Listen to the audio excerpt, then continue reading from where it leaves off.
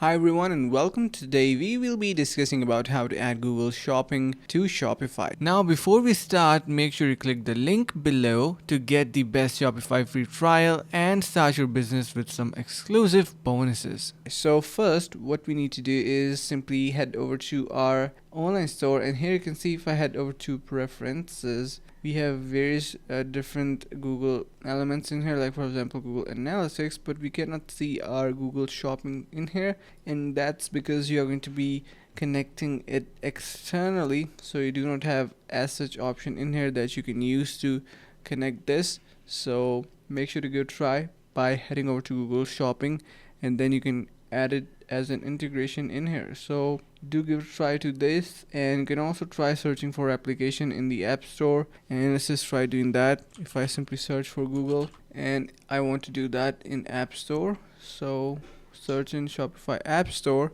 and just wait for a couple of seconds. You can see we have various Google options in here, but I think Google Shopping is not in here, but we can always head over to directly Google Shopping and integrate it onto our platform. And hope this video was helpful. Finally, make sure to click the link in the description below to take advantage of our exclusive Shopify free trial to start your business right away.